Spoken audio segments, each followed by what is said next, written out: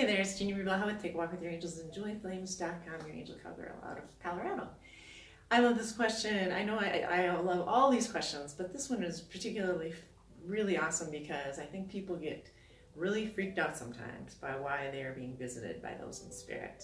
And I would love to be able to dispel some of that fear, or maybe all of it for you. So why do people get visited by those in spirit? Is it just some people? Do all of us? Are we just not necessarily paying attention? Do we talk ourselves out of it? Did we have mentors or parents that talked ourselves out of it when we were little? How many of you have had invisible friends? Or maybe your parents told you that you had invisible friends when you were a child, that you actually set a place setting at a table. Maybe it was at a little kid's table with chairs. Maybe it was at your family dining room table. And how many of our parents actually said, oh my gosh, my daughter or son is regularly talking with their spirit guide or spirit guides, or those in spirit, maybe a loved one who had passed on. We, for some reason, can accept that, say, a grandmother would come and visit us, and oh, I had a visit from my grandmother today, or oh, my uncle just came by today. Why is it that we forget to ask children, well, who is it? Who is it that you're setting that table for? Or what's his or her name? Or can you share that with me? I would love to hear about those that are accompanying you in spirit. Because usually it's just that children never get asked that question. Instead, their parents kind of giggle about it. Yeah, she or he has an invisible friend, haha. And then what happens for the child? They get a little embarrassed by it, or a little ashamed, or feel a little bit guilty because why doesn't my mother or father have this kind of assistance? Why aren't they accompanied by this much love, right? So if you are being visited by those in spirit, what I always recommend to people is they're coming to you for a reason, obviously. Now, it could be somebody that you know, so it could be somebody that has passed that you know, or it can be a spirit guide. It can also be a friend from a concurrent lifetime. So I know you probably have seen these videos of the concurrent lifetime, but basically you're in the center of a wagon wheel here. And you have these spokes going out to these concurrent lifetimes and existences, correct? Like here in form. Out here, through these spoke areas, the quantum. This is where all the, you in form or out of form, you are traveling, you are having dreams. The dreams, you're sometimes shooting out to these concurrent existences and tapping into these relationships. Because when we are traveling in and out of form in that way, we're very aware that we deserve the love, right? It's only in here that we can get beaten down with ideas that we had as a child, brought in from patterns of our parents, our grandparents, our relatives, our mentors, our teachers, that said, maybe you don't deserve love because you did this today. Because you created this problem, or you should be ashamed of that. Ugh, terrible words to use for anybody. Shame never creates more love. It does not create more love. It doesn't bring us to a state of knowing that we can create in love. It just is a pile, a very slow frequency. So if you're being visited, the thing that I always recommend is ask, especially if it doesn't feel familiar, it doesn't feel like a family member, maybe it doesn't feel like somebody you know, ask. Oh, I'm feeling your presence. Do you have a message? Is there somebody that you need me to go to share this message?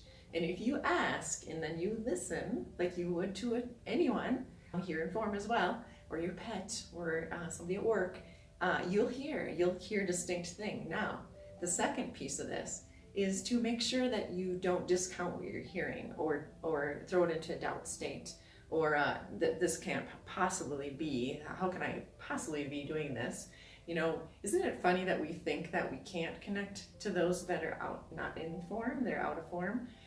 Because why? Why would we believe that we can't communicate that way when every communication is energy, and energy doesn't need matter to be? We don't need a form to have energy traveling around. So why couldn't we be communicating? So receive the message, maybe it's a call to something, maybe you're going to be told, hey, you're going to be meeting somebody next week. Could you please let them know that my passing wasn't what it was said to have been, or this person couldn't do anything about it. I went down this road, I did this to myself. Whatever it is, listen for the message and then hear it and assimilate it. And if you're a little embarrassed or thinking, oh my gosh, how can I be doing this? Seek out somebody like me who can help you to basically substantiate that, yeah, you're intuitive, of course, everyone is. Yeah, you can be receiving these messages. Of course you can be the messenger to help somebody else inform about that person's passing, about that, what that happened, what actually happened. Because those in spirit, one of the main things that they're always trying to get across to us here in form is how they actually passed. So if their passing was claimed to be one thing and it wasn't, one of their highest things that they're trying to get taken care of is to get the message back to those informed that they did not pass this way, they passed that way. Now on that note, what I'm hearing right now from the quantum is to be sure to mention that when we pass, if it was what we would consider a traumatic kind of a passing, that when the trauma is happening here to us in form, we're zipping out, we're already quantum leaping. So we don't have a capture of us, like if somebody asks, was that really painful? Or were you in a lot of pain? Everyone in spirit's gonna tell you, you know what, I zipped out, I leapt before the pain was happening to my physical form here. I shot out, how? Through my spirit, through my soul, I quantum leapt, I leapt. And so the pain that we consider, oh my gosh, that person passed in so much pain, they don't pass in the pain. The pain is staying here in the earth plane. It stays in form. So what happens is through our concurrent lifetimes, again, jumping out here and there, is we can have cellular memory of the incident. And out of that becomes something where it could have gotten locked up in the body where this, say you have had a concurrent lifetime where you were stabbed in the back. This lifetime, in this center of this spoken wheel, you could be having some unusual back things happening over your lifetime. Where you're like, God, it feels like somebody's stabbing me in the back. And so your body, physical, the cellular memory, because you're infinite being, your cells go with your energy. So your cells are going to have a memory of that, and then this this existence is about seeing it and then clearing it, because we can clear any of these incidences and uncreate experiences just as much as we create them. Now this is a tough thing for a lot of people to see. A lot of times, like, I can't uncreate that experience. We actually can uncreate the experience. You might have the memory, but you can uncreate the feeling around it through our changed thoughts about it, to see, oh, I get why that happened. Well, those in spirit who are coming to visit you are having an intention to get a message across to you, for you perhaps to have for yourself, maybe something that you are going through your life right now, or for somebody around you, or maybe somebody that you're going to meet next week. So, and I can give you a very short excerpt of this. I had an experience many years ago of a woman who was visiting me at a restaurant where I was serving in spirit, and she kept saying, you have to tell my mother that she couldn't have done anything about what happened to me. I went down that road. I'm responsible for how I passed and what happened to me. Can you please let her know she's been seeking out mediums? She's not had any feeling that she's really connecting to me, or that the mediums are connecting to me. And can you please get this message across? Because I want her done with the shame and the guilt and the feelings of what if I'd done this, what if I'd done that, maybe I could have prevented this. This is my Akashic record, this is what my soul, how I planned this out, and the lessons that I came here to learn. And I just wanted her to take herself off that hook of being responsible for my passing in any shape or form. And of course I'm serving in a restaurant at the time, and I said, are you sure this restaurant's full? I don't want your mother like crying and sobbing and being in an embarrassed state on top of feeling all this shame. And I said, what about this? What if you just tell me when is a great timing? Because those in spirit are fantastic with divine timing. They'll tell you exactly when to share their message. And they'll say now is the time. And you'll hear it as now. Oh, okay, now. But I went along, it was probably 20 minutes, half an hour went by, and the restaurant emptied. And it was just this woman's mother and the mother's friend sitting there in this empty room. And I thought, oh, this is interesting that this happened this way. So she said, you have to go tell my mother now. Please go talk to her. And of course, I'm just going, how is this going to be received? Because the last thing I thought, who would want to be having a complete stranger like me come up and say, by the way. So I, of course, handled it as delicately as possible and said, could you please just tell me exactly what you want to say, and I will share it on for her. So I barely got the first sentence out to this woman's mother, and she started crying, of course. And then she just started saying, thank you, thank you, thank you. And then said, excuse me, I have to go to the restroom, I'll be right back. And her friend then said, you have no idea what this message has done for this woman, because she has been praying and asking and requesting and attending all kinds of trade shows and things to try and find a person that she could feel was really connecting with her daughter, to be able to ask her daughter some questions about what actually happened. How did this happen? Could there have been something that she could have done?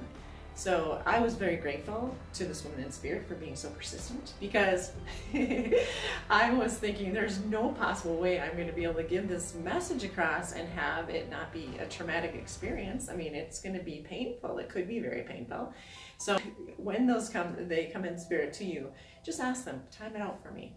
Give me the nudge, the really strong indication that right now is the good time to share it. Because of course we can step into arenas where if you do it on your own and you decide, which comes from ego, if we just think we know what we have to tell somebody, or we know what we have to share as intuitives, as mediums, as a person, as a human being, to think this is the time I got to tell this person this. We don't have to do that any time in our life. Even if you don't consider yourself an intuitive at all, you can still ask, is this a good time to broach this subject? When is going to be the most receptive time to share this? When is the person going to be able to hear it in the way that I would love them to hear it? I'm just going to present it in love and peace. And when is the greatest time? And guess what? If you ask, even if you don't have any connection to angels and guides or another person's angels and guides, you can just reach out to the higher self of that person or the essential self of that person and say, please tell me when is a good time to share this message. And then you'll know, and you'll hear it, and you'll get that indication of now is the time. So again, listen, hear the message, and then if you're being directed or asked, because those in the quantum realize we have free will, so they'll just ask, is there a possible way that you can get this message across? And pay attention, and then when you get that, they're nudging you to say, okay, now is a good time, go for it. Because you never know. This woman's friend told me that she had been seeking this for, I think she said 7 years. It was a long time to be in that much grief and shame and guilt and what if land of a life. It really puts those in form here, in our existence here, into a state of like a hold on things when we're questioning what's happened to somebody in spirit. So, and you might just be the person that somebody is reaching out and says, you're the one that's going to be able to share this message in such a way that's going to bring a lot of peace. That's going to bring a sense of relief or a sense of, okay, I get it now. All right? Please feel free to share this video with anyone that you may feel that is calling to. And thank you so much. This is Jeannie from Blaha, Colorado with Take a Walk with Your Angels and Joyflames.com. Peace and love.